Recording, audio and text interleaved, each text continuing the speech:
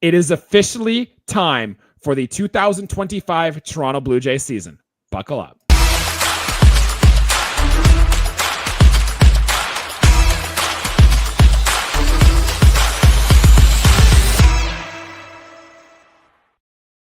Good evening, everybody. It is Tuesday, March 25th, and welcome to episode 240 of Buds and Blue Jays. It's your place for all things related to the Toronto Blue Jays. We are full house on the show today. Jesse Burrell joined by Jesse Chiricio and David Fulton. And today on our episode, we are doing our official 2025 Toronto Blue Jays season preview. We're going to discuss the opening day roster, whether or not the Blue Jays did the right moves by taking the guys north that they did. We'll discuss a lot on that. We're going to touch on Alejandro Kirk's extension going into the season. And then we have 20 burning questions for the Toronto Blue Jays this season, which will give us a full, clear picture of what to look for the Toronto Blue Jays season. But guys, before we get into all the good stuff that is going to be this season, how are you guys? Are you guys excited for Blue Jays baseball? It's almost here. The offseason's over. How are we feeling, boys?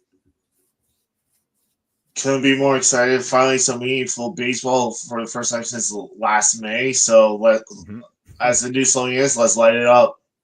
Let's light it up. Dave, how are you feeling? Yeah, feeling good. It's finally upon us. It's nice to get things going because this is where a lot of the speculation gets to end and we just figure out what's happening. So let's get into it. Guys, I am so ready for the ride of the roller coaster. The Blue Jays, hell, we won spring training. We've got the golden grapefruit. The vibes are already immaculate for the Toronto Blue Jays this year. It's going to be a great season. And I want you to remember, I just said that when it's like the middle of June and we're 10 games below 500 and it's all going to hell. Just remember how good the vibes are right now. But gentlemen, without further ado, let's just dive into the core of the episode here. And let's start with what is the opening day roster. And for those of you who might be living under a rock, I'm going to read out the roster position by position, and then I'm going to come to you two for surprises here. Behind the plate, should surprise nobody, we've got Alejandro Kirk. Tyler Heineman did win that backup catcher role, so he will be the catcher number 2 behind Alejandro Kirk. In the infield, we have Vladimir Guerrero Jr., Will Wagner, Andres Jimenez, Bo Bichette, Ernie Clement, and I put Davis Schneider as an infielder for the sake of this exercise. In the outfield, George Springer, Alan Roden, Anthony Santander, Miles Straw, and Nathan Lucas are all on the opening day roster. Our starting pitchers, Kevin Gausman, Barrios, Max Scherzer, Chris Bassett, Bowden Francis, no surprises there. And in the bullpen, Jeff Hoffman, Jimmy Garcia, Chad Green, Nick Sandlin, Brandon Littell, Richard Lovelady, Jacob Barnes, and Yariel Rodriguez makes up our 26-man opening day roster with Dalton Varsho, Ryan Burr, Eric Swanson, Zach Pop, and others on the IL going into the season. So guys, a lot of news when this came out that the Blue Jays made their opening day roster. A lot of different ways we could take this. I'll start with you, Jesse. Give me your what surprised you the most about this group of players that the Blue Jays are taking north? That there's no mention of Addison Barger in this lineup. That was the biggest shock to me. He was the top 2 in OPS in spring. Yes, stats don't really matter, but when you're the top 2 in OPS, only behind the phenom of Alan Roden from this spring, you would think he would be on the roster, especially if Ernie Clement goes down. Who's going to be our third baseman? Are we going to have Schneider there? Or is it Wagner's job? Probably. I mean, if that were the case where, say, Ernie Clement did get hurt, then you're probably going to see either a Elvis or you'll see Addison Barger come up. John Schneider did talk that he seems Addison Barger is probably more of an outfielder now. They're kind of limiting his spots at third base, and he's going to spend a lot more time in the outfield. My point with Addison Barger not being on the roster, imagine being him, a guy who spent most of the year on the Blue Jays last year, having this spring training that you just had, literally the second best hitter on the whole team, and being told you're still not good enough to be on this team right now. That's got to be a tough pill to swallow if you're Addison Barger. That's got to hurt. Dave, do you have a thought on Barger being left off the roster? Yeah, I mean, it's a little surprising. Admittedly, I don't think I'm as surprised as either of you were. Not because I don't think that Barger is a good option. I think he is, and especially considering how good of a spring that he had, you would figure that he would make it. I'm not sure I buy 100% Schneider's rationale for keeping him off. from what I understand, it was essentially, well, third base is a log jam, so we'd be putting him in the outfield. And if we put him in the outfield's a log jam too, so he's not going to get much playing time. So I kind of get that. I'm not as upset about it, I don't think, because I do think that he is going to be the first guy back up now that the roster's set. I think he's clearly, if not the top option, then one of the top options to tap in if a guy is on the downswing, or if someone gets injured. Unfortunately, I think we'll see him sooner rather than later. So hopefully this doesn't derail his momentum too much. Yeah, and you want to see this. Like, if you're Addison Barger, you want to go down there and you want to tell the front office, be like, next time I get called up, I'm staying here for good. Don't ever send me down again. And plus, too, like, when you think about the outfielders we did put on this team, Miles Straw, Nathan Lucas, don't necessarily need everyday at-bats. They're more your prototypical bench guy. Alan Roden, who we'll get to in a little bit, might need more of those at-bats. And essentially, the Blue Jays chose Alan Roden over Addison Barger. And that's essentially what happened here. I wish we could take both. I really do, because I really do think both players are going to be very good players. Jesse, we're Barger boys. Like, we've always loved Addison Barger. I still think there was a very good player in there. Blue Jays aren't giving up on him. He's going to have a very important role this season. It's just, it kind of sucks for him that he won't be part of the opening day festivities. No, definitely. And like, it almost reminds me of another AL East team and with the Orioles of what they have done with Colby Mayo. But again, this is not an Orioles podcast, but it's a very similar situation there. But I still think Barger could be a future MVP. I am a Barger boy. And I feel like if he comes up, when he does, it's going to be exactly what Horowitz did last year, where like we bring him up, hopefully not too late, like we did with Horowitz, and he'll just hit the cover off the ball and just be that star that I know he could be, and we call ourselves the Barger boys. Okay, I love that. It'll be very exciting to see later in the season. Dave, give us your initial thoughts about the opening day roster. What surprised you the most coming out of spring here? Not a ton, really. I mean, I think if you look back, there's a few interesting ones in the bullpen. I don't know.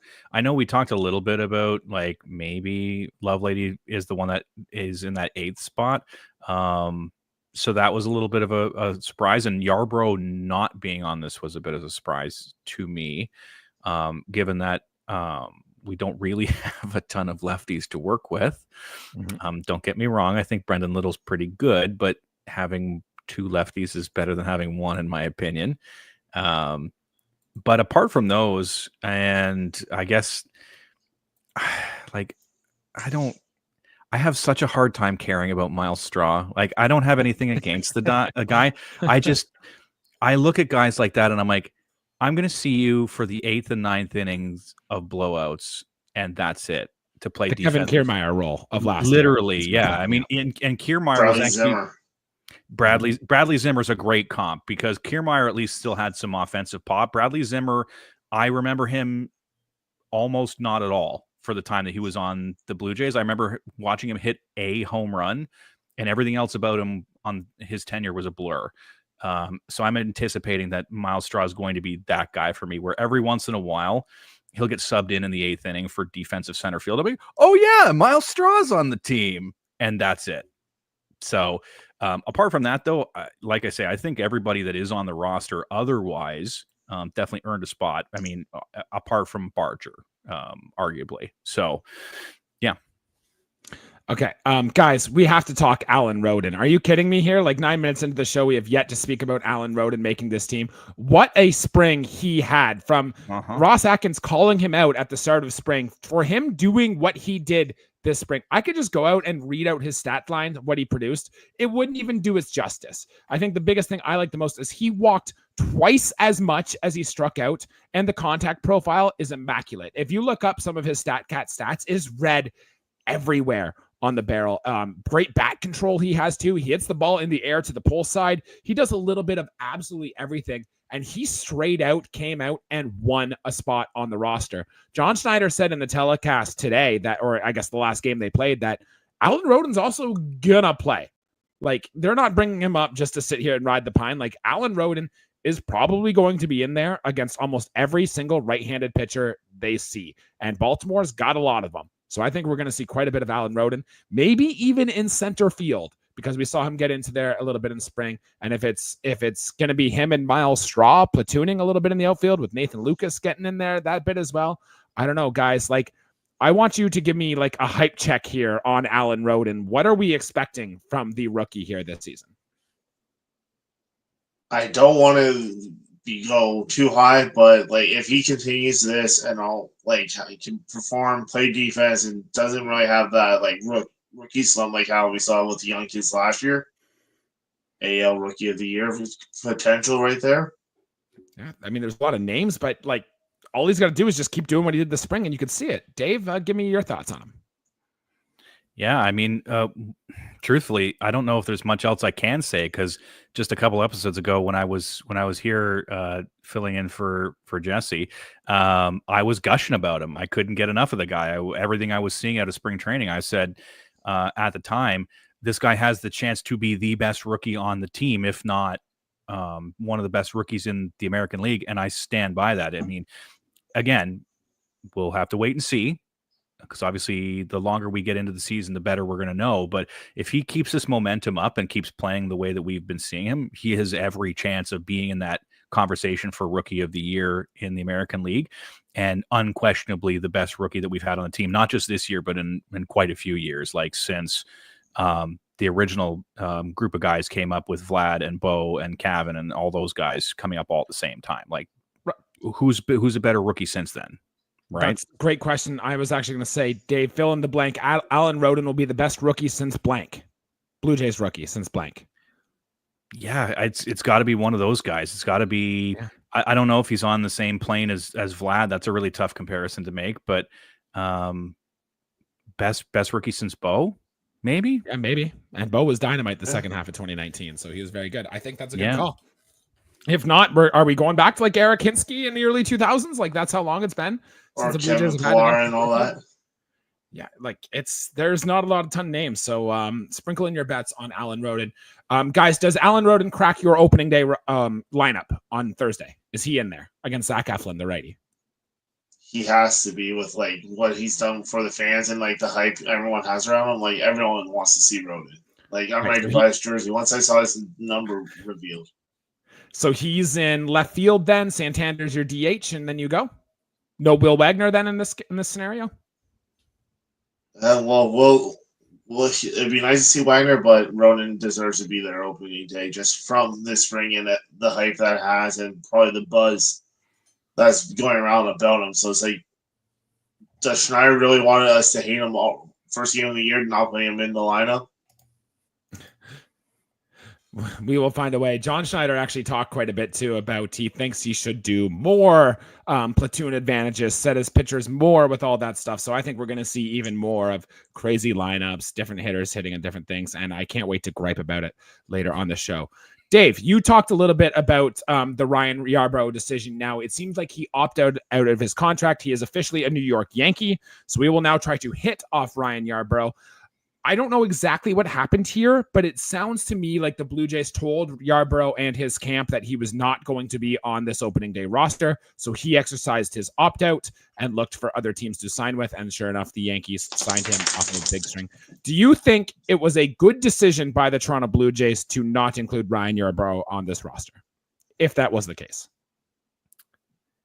Probably not. I don't think it's a great decision. Do I think that Ryan Yarbrough is some exceptional pitcher? No. But do I think that he's competent? Yes. So I always hate to see when you have a pitcher who you know what he can bring to the table and they're letting him go for no. I guess I'll hear the argument that he wouldn't have made the roster otherwise, but I'm looking at who made the roster and I'm like, are any of these people that are at the bottom half of this list demonstrably better than Ryan Yarbrough? I don't know. I don't think so. I didn't see anything that would suggest that that's the case. I mean, like I say, like Jacob Barnes and Richard Lovelady were not blowing my socks off in spring training. I mean, granted, Yarbrough wasn't either, but he's more of a known quantity, in my opinion, than either of those two are. So, yeah, I don't know if it's necessarily. I don't think it's a back-breaking decision. I don't think if your season hinges on whether Yarborough's in the pen or not, I think we have bigger problems. But apart from it not being a backbreaker decision, I still don't like it that much. Yeah, like if you had to put I think the decision here came down to the Blue Jays really want to use that last spot on the roster to kind of churn through some names. They have a lot of like non-roster guys coming through. They have a lot of guys at the back end of their bullpen. And I think they told Ryan Yarbrough that they can't guarantee him having a last spot on this roster. And I think that's kind of dumb. Like, look, he went to free agency. He tested the market. He couldn't find a major league deal. So the market kind of tells you what you are about a player here. But also too, like, he had what, a 3.14 ERA last year. Like, I know he throws an 85-mile-per-hour fastball, but he has been effective. He's had a good major league career. And the Blue Jays bullpen, for how bad as it was the last few years, I do think they are going to miss out on not having Ryan Yarbrough on this team. And I think that is a mistake. Jesse, do you have a thought on that? No, definitely. Like, the only thing that really enticed me of Richard Lovely is calling him Dick Lovely. But like, realistically, like, Yarbrough is statistically the slowest pitcher, like with velocity as well. Mm-hmm. I understand why they didn't, because this time of year, like, I don't think they need two long men, especially with Yariel in the bullpen right now. So if it was like a different time of the year, maybe I would be fine with having two long men. But right now, it's like, do we really need two long men in the bullpen? This does solidify then that Yariel Rodriguez's role is now definitely that long man is going to continue to be stretched out, and Jays kind of need him to be good and consistent and to find the strike zone more to be able to eat innings, because now his role has stepped up even further. Any more thoughts on the bullpen, the late edition guy? Jacob Barnes, guys, not that good this spring, but he was effective for the Nationals last year. And the Blue Jays seem to like his pitch mix stuff. Anyone have a quick thought on Jacob Barnes? Or is it just like he's here until Ryan Burr, Eric Swanson are ready, and then he's off the roster? That's what I really think. Both Lovely and Barnes are here until Swanson and Burr are back, or we claim someone off waiver in the next few days. Right. Okay. Dave? Yeah, I mean, I think I can't remember if it was the last episode I was on or if it was the pitching specific episode that I was here for. But I think we speculated at the time that the final spot or the final two spots in the bullpen were going to be basically a revolving door to see what we have in guys, and then if someone plays well enough, they're gonna stick in one of those positions, and that certainly appears to be the case. So I'm interested to see what they do once the season gets underway, but I'm not going to miss them if they get rotated back out when guys are healthy again, or they want to give a guy from AAA a shot. Makes a lot of sense. And we already know that the 13 pitchers the Blue Jays have on the roster right now will not be the 13 pitchers that stick with us through the course of the season. So stay tuned for that. There'll be a lot more names. And if you would have guessed that Jose Cuas would have gotten to games last year, that would have been a surprise to everyone involved. So we will see. Guys, one more big piece of Blue Jays news is that our catcher Alejandro Kirk has signed to a 5-year extension, $85 million. It's $3 million more, and albeit a decade later than what Russell Martin signed with the Toronto Blue Jays.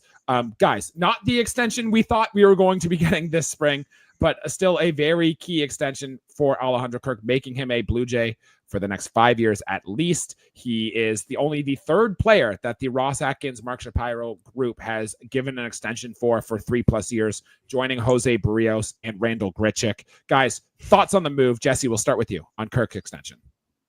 I definitely think it's one of the right extensions other than the two we've been wanting to see all off season. But no, definitely a key part, because if you really look at the nuances of it, and it's a good value because you see what like the league catchers like Rio Muto, Salvador Perez, and all, even like Cal Raleigh just signed for. Like, this is a steal for what Kirk provides, especially with his numbers coming into this spring compared to last year where he had the late start. Definitely well deserved as well. If you look in our depth, we don't have anyone. I think the only other catcher, catching prospect we have right now would be Jacob Sharp, and he's still ways away. So, and he's older than you think he is. So yeah, it makes sense with the lack of catching the Blue Jays had, that they were given the full reins to Alejandro Kirk. It makes sense. Dave, thought on the Kirk extension?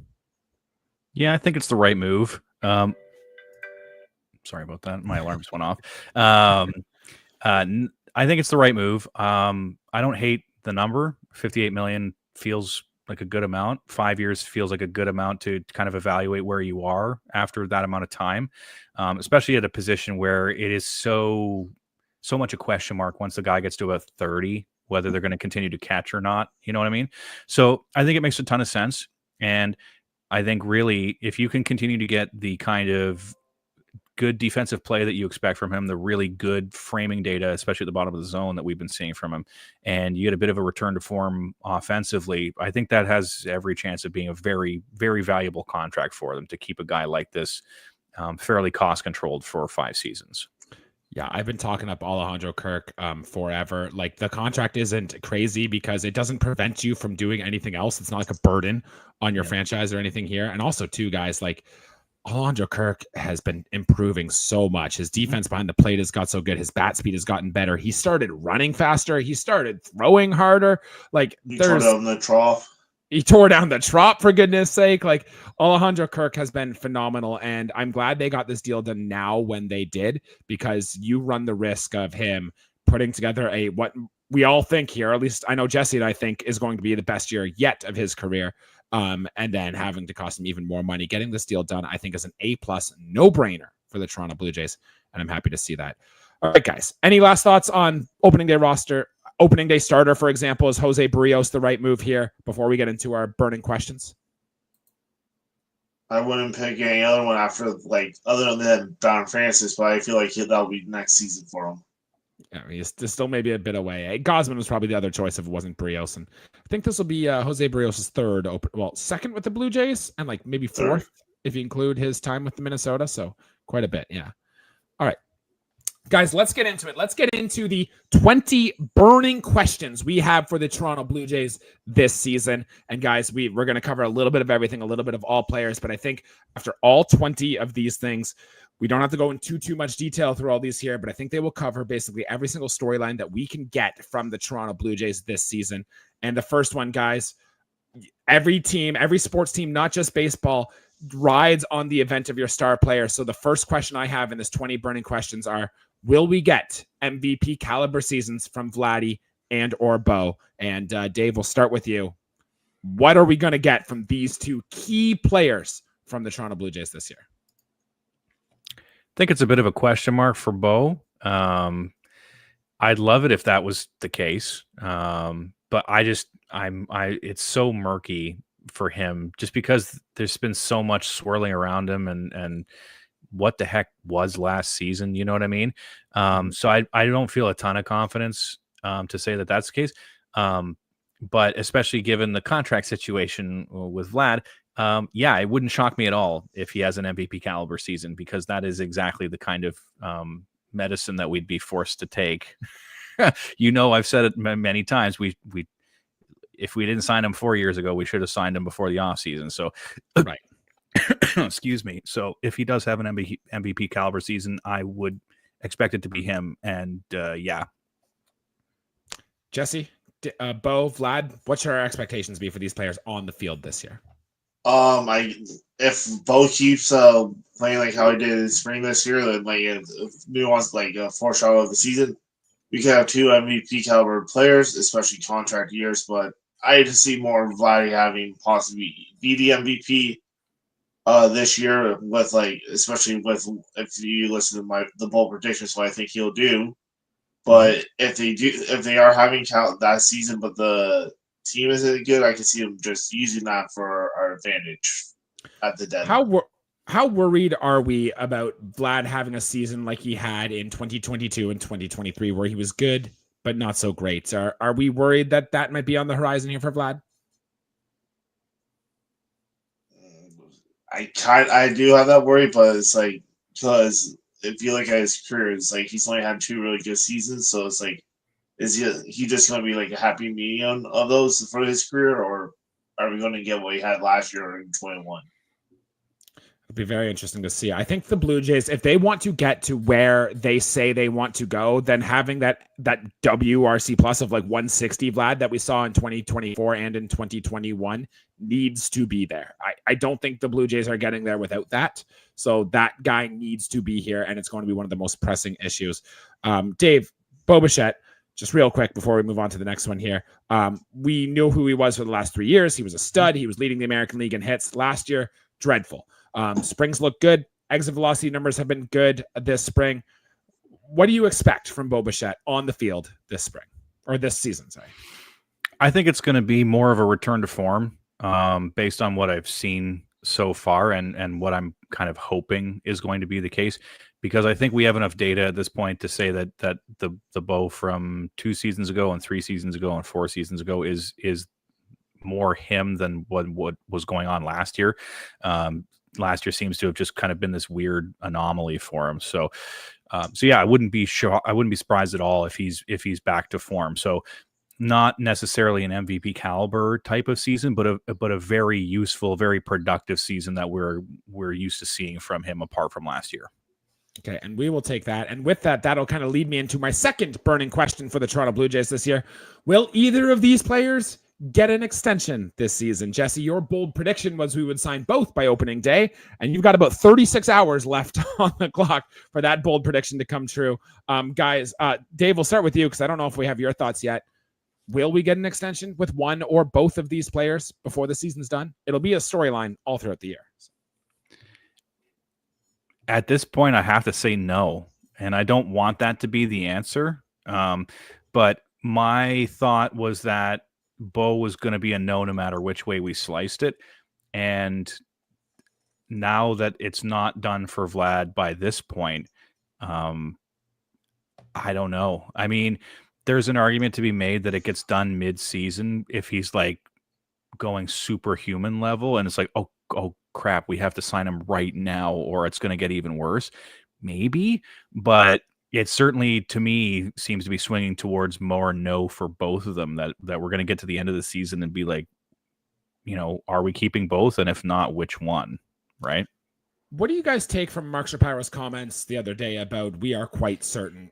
He didn't say certain, but like we are quite confident that we can get a deal done with Vlad. Do you guys take anything away from this? I think it's more for the positive, because he's the higher up. Like he'll go to the Rogers, be like, give me the $600 million before deferrals, so we can have him here. And I'm still going to go for my bold prediction that we're going to get a surprise press conference at probably 11 o'clock or noon on opening day with them both signed. Wouldn't that be a hell of a way to ring an opening day with a nice Vladimir Guerrero Jr. extension?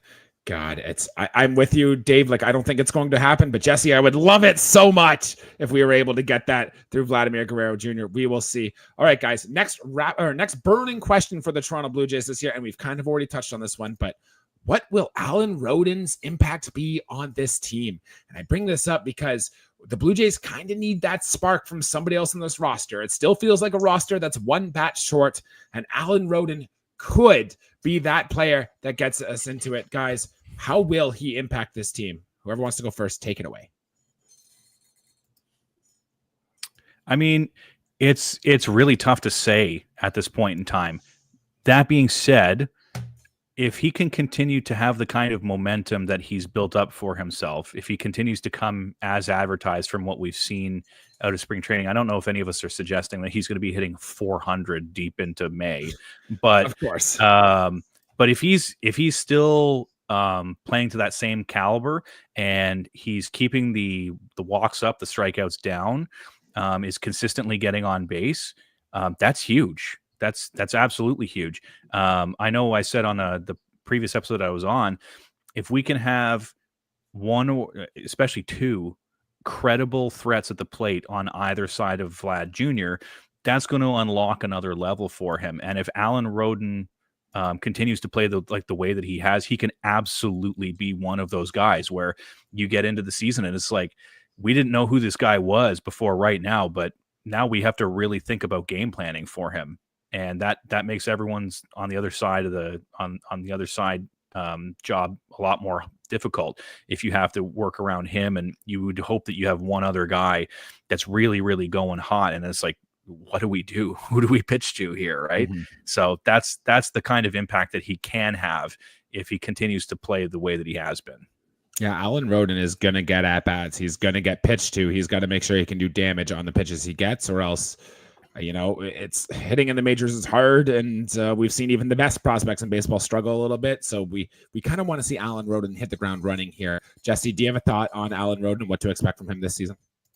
Well, definitely. I really could see him being that leadoff hitter that we haven't had in years, especially with his on base percentage of contact, and having him there could really set the table. You have Bo right behind him, who's a similar style but with more swing and miss. Then you got the thumpers in Vladdy and Santander at 4, 3-4.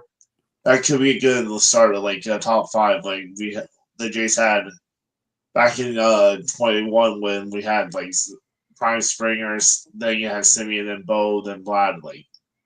It could be a good table setter for that bottom order, and even with the bottom of our order, it would be under 1 through 9 that could cause damage, not just Vladdy. If he struggles to start the year, how long do you ride with him before sending him down? 2 weeks, 3 weeks? Do you give him a few months? How long is it going to be? I think that's going to depend somewhat on where the Jays are. 500. We're a 500 team. If we're a 500 team, 3.5 games out of the last wildcard spot. I'd say he probably gets a month around there. I think he's earned enough runway to go for about a month if the team is not underwater, but not exactly knocking anyone, knocking their socks off or anything like that. If the team is underwater, then it's going to be, okay, no, as soon as you're not performing, you're off the roster or you're on the bench, whatever the case may be. And if they're performing really well, then he gets as much runway as he wants until he plays himself off the roster. So it makes sense. John Schneider did say too that Alan Roden is going to get a run here, and they are going to try to take these wins, especially in April, very, very seriously here. Guys, moving along to the next burning question, number 4 here. Is there anything left in George Springer's bat, or has Father Time come for everybody? Jesse, we'll start with you here. What's left in George Springer? I definitely think Father Time's caught his bat, and even obviously his hair, but that's here nor there. But I should say it's not here with all the little hair he has. But no, feel like if he has a maybe 520 to 450 OPS by the middle of May, I feel like he's going to be your bull prediction, long gone and DFA'd, and on the Jose Abreu Island. Yeah, you think it seems to be that way, Dave? What do you have on George Springer here? It's tough. It's just you hate to see a guy on the decline, but I mean that is the reality of the situation. I sincerely hope that he does have something left in there, because if he doesn't, he's still playing competent defense. But the less that we see out of that bat, the more he becomes a Miles Straw, and that's a guy that you don't play very often. And it's sad to see a guy that's been so good for so long end up in that situation. I mean, as often as that does happen to guys. So I think there's some juice left in there. I think it's just a question of, at this point, we have to kind of maximize his deployment to a certain extent. I know he wants to get out there as much as he can, but I also know that he is sensitive to the fact that his body isn't holding up quite as well anymore, and he isn't quite as capable as he used to be. So I'm hoping they can kind of meet in the middle, of kind of a happy middle ground, and say, okay, you're not going to get as much playing time as you used to, but we're going to try and do that strategically so that we can get as much out of you as possible. Do you think John Schneider, though, for lack of a better term, has the balls to bench George Springer if he's not hitting well? Or is he going to be up there top 5 on this team in at-bats again?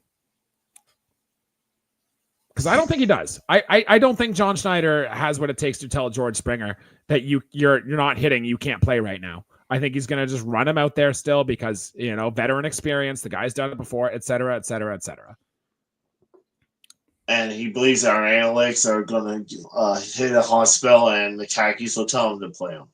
Yeah, maybe. Who knows? Same question I asked with Alan Roden. How long does George Springer have to struggle for before we sit him or send him down or do something with him? How long is that? It's probably longer than the month we're giving Alan Roden, correct? Probably yes, but it probably shouldn't be the case. Right. So yeah, it's tough. I mean, this is essentially the same conversation that we had about Chris Bassett. Dude loves to go out there and munch as many innings as he possibly can. But if he continues to progress in the way that we saw last year, you are going to have to at some point have that conversation with him and say, listen, man, you just aren't what you used to be. And that's just unfortunately how it is. So we have to do something about your deployment, or this is going to just like we're shooting ourselves in the foot. So I'm hoping that he either returns to form or that it happens quickly enough that it forces Schneider's hand, that he doesn't have a choice but to have that conversation early in the year. And then that kind of takes the sting out of it, so that if there are other guys in the similar position, then he can be like, listen, man, I sat George Springer. You don't get to tell me no. Great, good. And I hate that that's what it's going to have to take for this to happen, but it's absolutely, you're right, David. And I kind of hope the worst thing is he'll be cold for a while, and then, he'll have a 2 home run game, but 2 solo shots, and then he's cold for 2 weeks, and then, he shows sign of life. Like, that is the last thing that can happen, because it's going to ultimately sink this team. All right, we got a lot more burning questions to get through. Let's roll this with pace. The big trade the Blue Jays made this offseason was acquiring second baseman Andres Gimenez from the Cleveland Guardians. And my simple question is, how much of an impact will Andres Gimenez make on the team this year? Jesse, start with you. Like I said before, I feel like it's going to be the second coming of Robbie when it comes to second base defense, and his impact is going to be huge. It may not always be with the bat, but definitely with the platinum gloves defense, and just even seeing what he's done this spring with the base running and stealing, he's going to be. If it isn't Vlad, he'll be the MVP of the team with what he will provide. Finish this sentence. Andres Gimenez is the top blank hitter on the Toronto Blue Jays this year. 5. Okay, Dave? I'm comfortable with 5. Okay, so he's going to be, who's your 4 then? Because I'm assuming Vlad, Bo, and Santander are 1 through 3. Is for Rodon? Is for Wagner? Is who's 4? Is it Springer? Like, who's 4? Kirk? Good guess. Yeah. Yeah, I wouldn't honestly be shocked if it was Rodon. I know I'm super bullish on him, but he has the potential for that kind of impact. So a good season then for Andres Gimenez is probably hitting like 280. I know Teresa predicted 20 in his bold predictions. I think 10 to 15 is more likely. 30 stolen bags. Combine that with the elite defense he gives you. Is that what we're hoping for Andres Gimenez? Definitely. I feel like a lot of his 2022 season where he was a 7-WAR player could return, especially with what Hopkins has done with a lot of our hitters in spring. Like, I feel like he could turn the table back to that. Noted. Excellent. I love that. Next burning question for the Toronto Blue Jays this year. Who stabilizes the third base spot? Because right now, Ernie Clement is projected to get the most playing time there, but it can kind of be a revolving door with a lot of names, guys. Answer this. By the end of the season, the Blue Jays will have a full-time, everyday third baseman. True or false? True. And who's your prediction on who that guy is? I feel like it really depends on where we are in the season. If we're in the playoff one and we need that bat, I feel like the Jays make the trade for Alex Bohm. You're saying it's from outside the organization still, eh? Yeah. Okay, interesting. I like how you're calling your shot too. That's great. And if it's a prospect, it's going to be McAdoo. Okay. Dave, how about you? I want it to be Clement, so yes. I'd prefer if we just left him alone there. I know Wagner's competent at it, but I still think he's a better second baseman than he is a third baseman. So I'd love for him to play the majority of his playing time at second. I know it's been a logjam for a while with the situation there, but I'm hopeful that yes, and it will probably be Ernie. Yeah, and the real question is, this is going to be the spot on the roster the Blue Jays use to kind of bring guys up and move them around. I do think Orelvis Martinez, if he can keep hitting, if he gets back in the Blue Jays good books here, he could be a real candidate to take the spot. Very interesting to see, because somebody's going to get the opportunity, and we want to see somebody run with it at third base.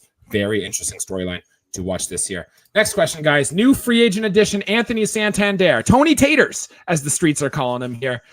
How much of a difference will his power actually make in this lineup? Dave, we'll start with you. You can go first. I think it has. I mean, it's a similar situation to Roden. I think that the power is something that we've been sorely lacking, especially from lefty bats. And so, if we can, even lefty righty, whatever the case may be, as long as we can get some credible threats in the lineup around Vlad, that's going to make everyone's life easier, not just Vlad's. So I think his impact is going to be significant in the lineup, in the sense that, especially if he's starts the season off, not even hot necessarily, but continues a pace, then it's going to be a question of, oh, okay, now we have two or maybe even three guys at the top of this rotation, or at the top of this lineup rather, that we really have to game plan. And the more guys that you add into that mix, the harder it becomes. So I think, if he can be the 30-40 home run guy, that's huge, no matter where you put him in the lineup. And Jesse? Oh, definitely. His power will definitely be a huge impact. Something we've been missing since Teo left. Give it that protection to Vladdy, where pitchers have to really decide, are we going to pitch to Vladdy, or are we going to get punched by Tony Taters, or even pitch to Bo? Like, just having that extra power bat will provide so much depth and opportunities for Vladdy, Bo, and even down the order too. Gentlemen, I love it. Give me each just a number. How many home runs does Anthony Santander hit this year? Dave? 38. Jesse? I'll go with my bold prediction still, 48. Jesus, that's still insane to me. I'm going to go 36, but he'll get more doubles this year than he had in the years past. And I think the OPS itself will be higher his first year here. All right, guys, next question. Who will be the Blue Jays impact player off the bench this season? And this kind of does turn hand in hand with the third base dilemma, because these guys are going to kind of rotate in and out. I think basically what I'm asking here is, out of the guys like your Addison Barger, like your Davis Schneider, like your Alan Roden, like your Ernie Clement, like all these guys, include Joey Loperfido and some of the guys who are down in the minors, which one of them is going to be the one impact player here? And Miles Straw, Nathan Lucas included in this. Just give me a name. Dave? Impact guy off the bench. I think, I don't know. I feel like it's Lucas. I don't know why. I'm gravitating towards Nathan Lucas. I've liked him for a while, and I think he has the right profile to be a guy that is like a plug and play sort of situation where you just put him in and he starts like whacking it. You know what I mean? So gives you a professional at bat every at time, can steal you a base, plays good defense. Like, that's the type of guy every bench needs. Jesse, give me yours. I'll say with my boy, good old Addison Barger. I feel like once he comes up, he'll be a man on the mission and prove them all wrong, and even possibly be an all-star. Yeah, I'll say no on that one here, but you do kind of need a guy on your bench that could just, you're down by 3 late in the game, there's 2 men on base, you need a guy who can just smack a 3-run home run, right? Addison Barger could be that guy. I don't think the Blue Jays bench, as currently constructed, maybe Will Wagner can be that guy, but I think the lineup they're bringing north is missing that, and I think that might cost us a game or two early in the season. Next burning questions, guys. New hitting coach David Popkins. We've already touched on him earlier. We've raved about what he's done this spring. I think we got to ask the question, now that Don Mattingly is not in control of this offense, how will new hitting coach affect this team? In like 30 seconds or less, guys, because we're running short on time. Give me something here on David Popkins. It's going to be huge. Quick, sweet, to the point. I think we're kind of buying, right? The swing changes, the swing hard at your pitch, you can do damage on, and will help this team. Honestly, it can't be worse than what Don Mattingly was doing, right? Early returns are good.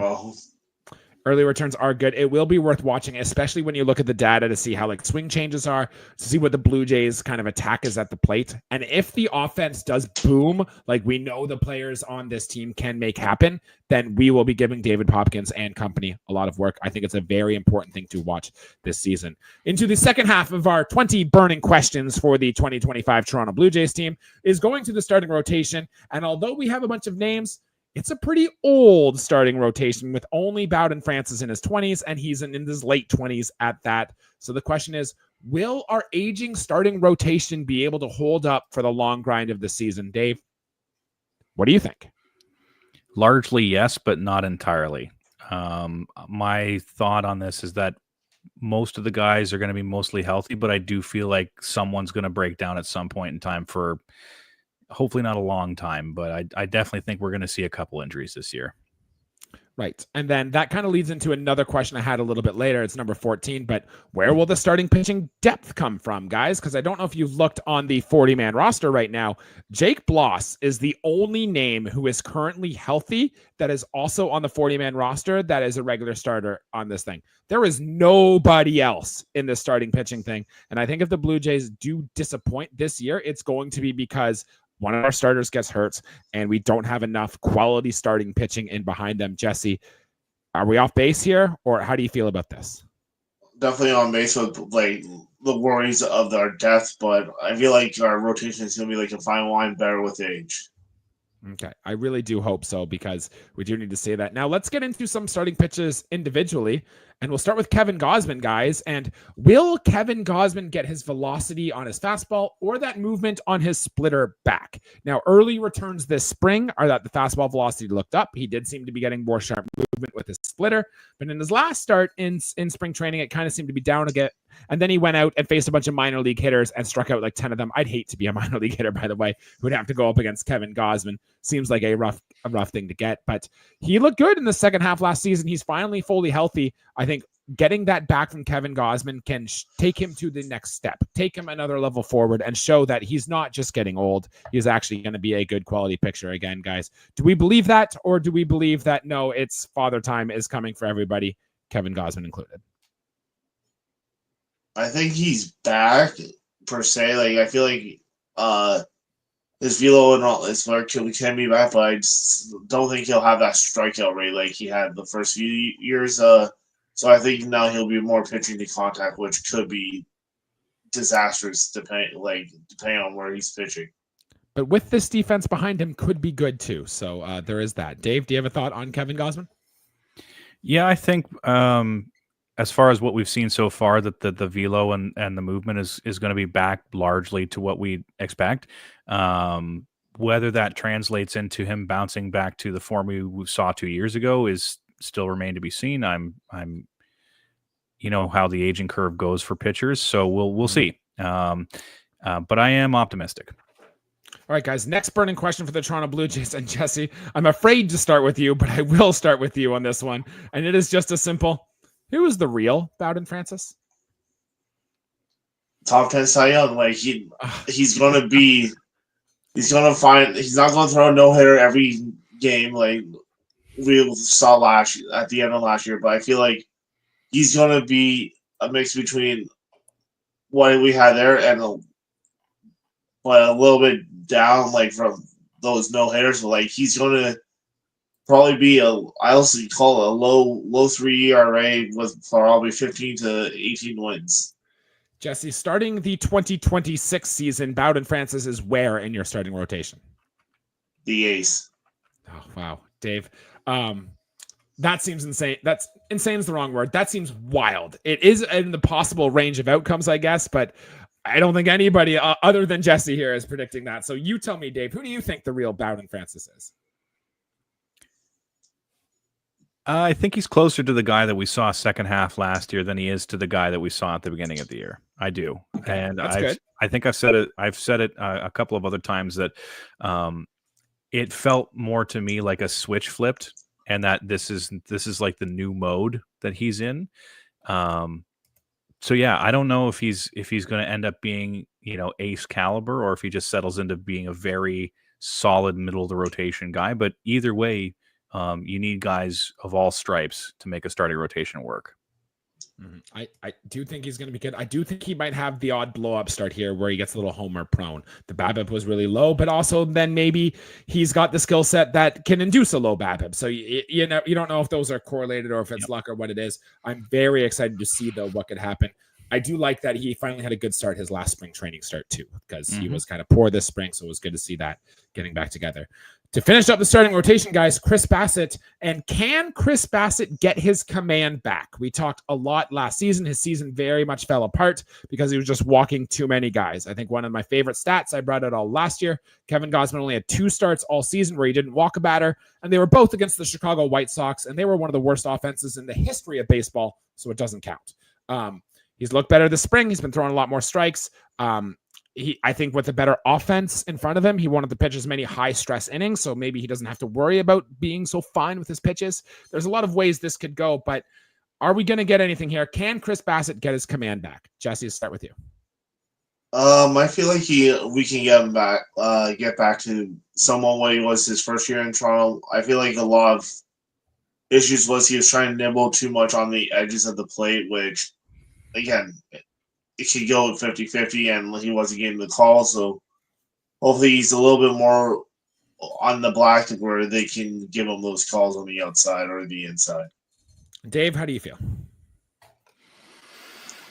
I'm neither here nor there on it. I think that at the age that he is, that it's getting to a point where you have to kind of condense the pitch mix a little bit and just focus on what's really working. So I'm hopeful that in the early goings here, he is able to identify with the pitching staff what's really working and what's really not, and then just focus on what is working to try and extract as much juice as is left. I like the take. I like the take from both of you here. It's worth noting Chris Bassitt is historically a very slow starter.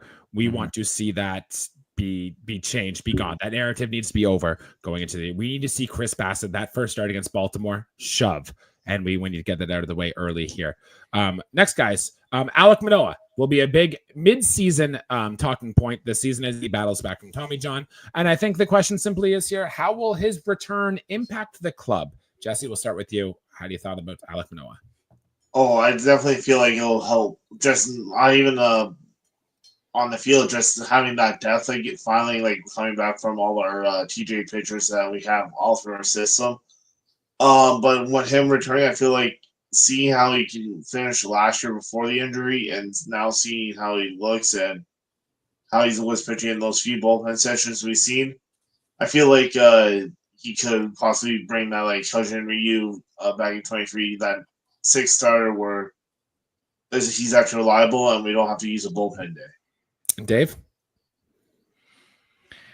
I'm hopeful. I am. I know I said on the last time I was on that, or I think it was maybe our pitchers one, the pitchers one that you guys did, that he pitches best when he's really fired up. So yes, I hope that he comes back into this with something to prove, because obviously last year did not go how he wanted. The year before did not go how he wanted. So I hope that he's extra fired up to get back out there and prove everyone wrong and go back to the form we saw in his rookie year. Yeah, at some point, this is really a make or break year for Alek Manoah, which sucks because he is coming back from Tommy John surgery. But at some point, you gotta either shit or get off the pot, my guy. It's time to go. It's time to put it forward. Show that you can still be a key, valuable member of this franchise, or else maybe it'll be a Chris Carpenter situation from years ago where the Blue Jays are just fed up of his injuries. He goes off to St. Louis and wins Cy Young Awards, which we will see. There's lots of different ways this Alek Manoah career path could go. And it'll be a very important decision late into the season, what we have. 2 questions about the bullpen, guys. The first one, last year's Blue Jays bullpen was the worst in franchise history, and is a big question mark of how will this bullpen rebound going into this year. Jeff Hoffman will certainly help. Re-signing Jimmy Garcia will certainly help. Losing Eric Swanson, Ryan Burr, and I guess Dylan Tate to a lesser extent will help less. So, gentlemen, first of all, how confident are we in our bullpen? And if you had to, I say rank where you think the Blue Jays bullpen will rank among all major league teams this year, what number would you put them at? Dave, we'll start with you. I like the top half. Top half is great. Me too. Blue Jays bullpen. I think our 1, 2, 3, 4, and to a lesser or greater extent 5 in the bullpen are all excellent options as long as they're performing the way that we know that they can. The last 3 spots is. Again, I know I've said it before, but I really don't care whose name is on the back of the jersey as long as they're pitching competently. They don't have to be an amazing reliever. They just have to be able to do the innings and not get blown up every time out. So I wouldn't expect this to rebound to being like a dominant bullpen, but I'd probably peg us as being middle of the pack in terms of where we rank in the league. Honestly, we will take that after the disaster last year. Jesse, I know you have thoughts about this bullpen. What you got? Well, hopefully they're not the blowpen, so the only way you can go is up, and Zach Luke can stay in that toilet down there.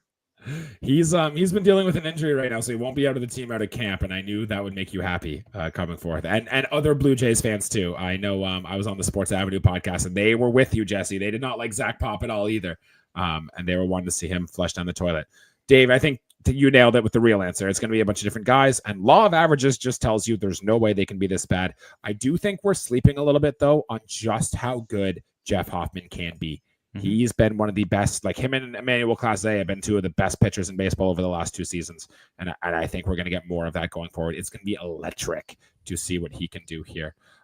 3 more questions, guys. And the next one here is simple, guys. Jesse, you've already kind of touched on a little bit, but it's like, what will this team do at the trade deadline? And I think this is going to be the biggest decision for the future of the Toronto Blue Jays going past this 2025 season, because what you decide to do here says everything. Do you move on from pieces? Do you start to sell? Do you sell everybody? Do you do a soft sell, kind of like what you did last year?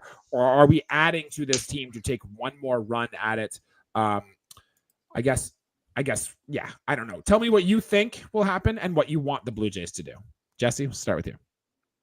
It really depends on where we are at. We're a 500 team. We're 2.5 games out of the wild card spot. If we're in that situation, I would buy, especially because we're with all we need is a chance at the dance, and like we can take it all. I want to do like a major blow up the farm system to get everyone, but I definitely would build. But if say we're fairly out of it, I would just say hit the nuke button and get what we can, especially if Bo and Vlad are having MVP caliber seasons.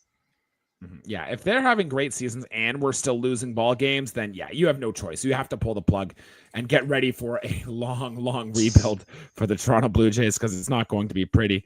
Dave, what about you? In that scenario, we're 500, we're 2.5 games out. You could argue we look good. We could argue we don't look good. What do you think the Blue Jays will do in that situation? Well, I don't believe that we'll be 2.5 games out if we're 500. Personally, I don't see it happening with the division that we have to play in.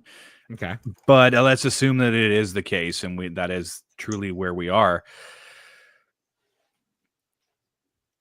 Then you have to read the tea leaves a little bit and say, are they extending Vlad and or Bo? Because if the answer is no, then they should be selling things. And if the answer is yes, then I think that they should be buying. But that's such a big hinge point, right? Is this really does feel like a trade deadline that's going to be a huge flex point for where this team goes from here. Yeah. So yeah, too early to tell is my answer. The worst thing that can happen for the future of this franchise is that we do what the Angels did with Shohei Ohtani. We'd be like, we're not going to let him go. Or like even to make basketball what the Raptors did with like Fred VanVleet. We're just going to let him go. We're going to let him ride out the team here. And then you lose him in free agency for what, a 2nd round comp pick? That cannot happen. That is absolutely zero chance that can happen this year. 2 more questions, guys. I was running pressed for time, but the last burning question is, we know the Toronto Blue Jays farm system is one of the worst in baseball, bottom 3rd by all metrics. What do the Blue Jays do to improve this farm system? And is it as simple as our new draft coordinator just drafting better players and developing guys from the players we have? Or do we find a way to get better players? Dave, how do we improve this farm system? Unfortunately, it's not as simple as just drafting. It never Yes. is. I'd love it if we could just go out and hit a home run with every single pick that we get, but that just isn't how I know, but it isn't unfortunately how it works. You are going to have to restock from preferably other franchises that have a track record of being able to identify and procure talent. So I think this is going to have to be a hand-in-hand situation where you are making good picks. You have to make good picks. There's no way around that.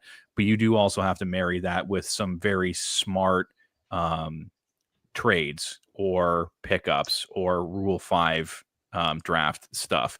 You have to be doing all of those things together to be able to rebuild a system. And it feels like the last while they've been trying to do one or the other, but not both. And that's kind of where we are. Yeah, I think it's hard to see how this team can really get better down on the farm without major subtractions from our big league roster. But Jesse, do you have a thought on how we can improve this farm system this year? No, definitely. if we are entering the rebuild, then that'd be the way to poach some of the prospects from other organizations. But realistically, we need to draft better. Plain and simple. Yeah. We haven't had a stud draft stud player from the first round. Possibly it'll be Trey Savage. You could classify him and all, but we haven't hit a home run in the draft since. I can't even remember. That's how long ago. Yeah. Alek Manoah has been the only pitcher this Blue Jays farm system has developed that has accumulated more than one WAR in the major league since Ross Atkins and Mark Shapiro took over. That's a decade ago. We've included one pitcher. Major fail for the Toronto Blue Jays in the front office, which brings me to my last burning question that we're going to get through here is simply, what does this season mean and what does the future hold for general manager Ross Atkins and for president Mark Shapiro? Jesse, talk to me. If you fail, it's time to sail. I love that. Said in a rhyme too. It's beautiful. Dave? 100%. This is their last dance. And especially considering what's on the horizon with Vlad and Bo, if you can't field a team that is able to do anything, in terms of getting to the playoffs, making it deep into the playoffs, that's it. They have to pull the plug. There's no other excuse at this point. I'm with you. And I do think we will have one of them, if not both of them, let go before the end of the season, especially because we get to the end of their contract. I think the time is almost sailed, and they are putting their whole jobs, their whole livelihood here on the Blue Jays, getting off to a hot start. All right. That is our 20 burning questions to go through the Toronto Blue Jays season. We've covered pretty much the whole roster here. Guys, we're over the hour mark now, so we're getting to the end of the episode. But I just want to go round table here, and we'll hammer it out one at a time here. Just give me a name, guys. I want you each to give me your team, your Blue Jays MVP this season. Dave? It's Vlad Jr. Jesse? I'll second that. And make it 3. So we all think Vlad Jr. is going to be team MVP. Did anybody want to shout out an honorable mention? Anthony Santander. Love that, Dave. I'm going to go off the board here and say Ernie Clement.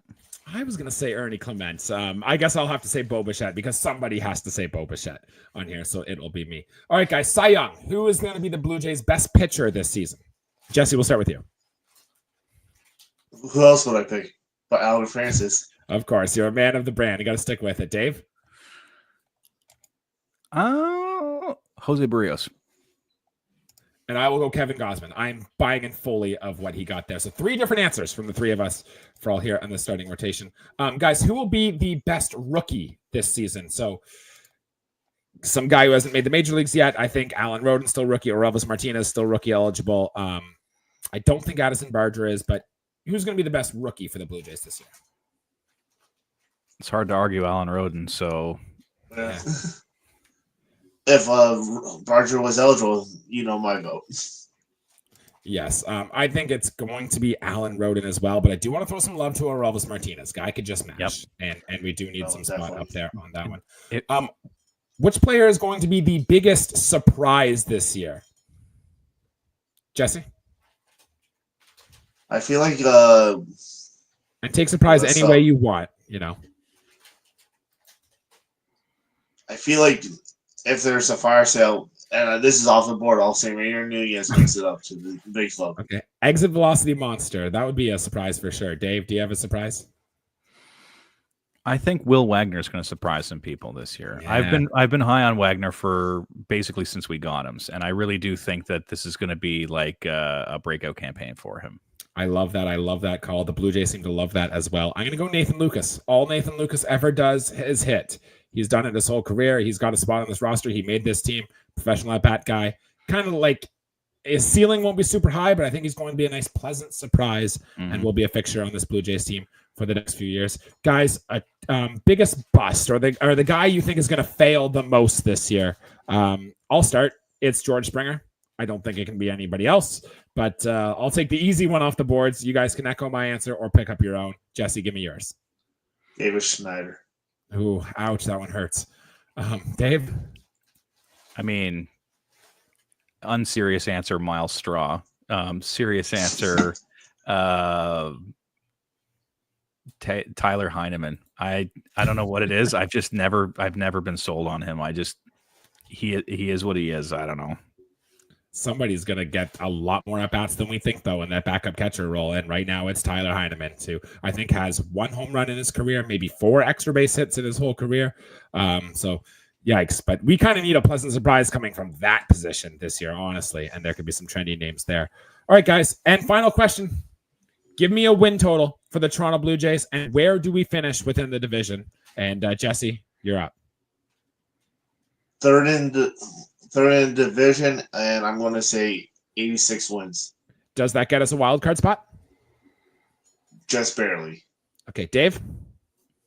Wow. I was going to say 4th with 90 wins, and we don't make the playoffs. Wow. I just have this. I hate to be cynical about it, but I have this weird feeling that it's going to be like a couple of years ago. Remember, we had 92 wins and we missed by like half a game or 1 game out, something like that. I just have this weird feeling that it's going to be a similar situation this year. Guys, I'm going to go 79 wins. I think we finished just below 500 and 4th in the division. I do think we jump ahead of, whether it be probably Tampa, we jump ahead of them, or even the Yankees. Guys, I can see the Yankees falling to 5th in this division, but don't say that too loud. They don't like it when we say that about the Yankees. So there is that. Yeah, it's going to be, well, I'm in Buffalo right now. So, it is what it is here. Guys, any final thoughts? Anything else you wanted to mention to preview the Toronto Blue Jays season before we get underway this Thursday at 3 p.m.? I'm disappointed they didn't do anything with tater tots for Tony Taters. But at least we get blue cotton candy French fries at the Dome this year, right? It's something new we've got this year. Dave, any last thoughts before Jesse and I take this home? No, I mean, I was going to talk about the food too, with the cotton candy fries and the mini pancakes. I'm like, what's going on with this? This is crazy. But no, I think we've pretty much covered all the bases. I'm just excited to see the guys get at it. And that's about it.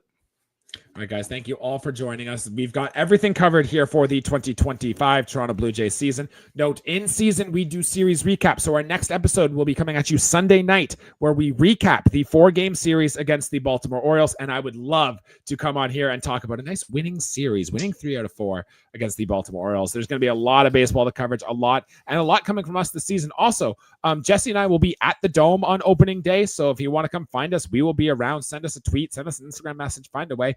We'll come hang out with you. We'll have a drink or whatnot. We're also going to be at the Amsterdam Brewery hanging out with our friends from Blue Jays today before the game. So make sure you come by, hang out with us there. It'll be a lot of fun. We're really excited. Scott Belford from the Walk-Off will be there as well. We are all very excited to go hang out with those guys. So please come by, have a drink, come hang with us, and cheer on the Toronto Blue Jays. And we'll be at the Dome a lot this season. So we are very much looking forward to that.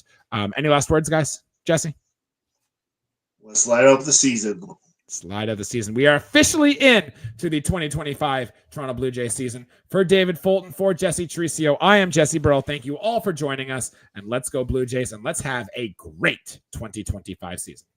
Let's go Blue Jays. Woo-hoo. Light them up. Light them up, he says.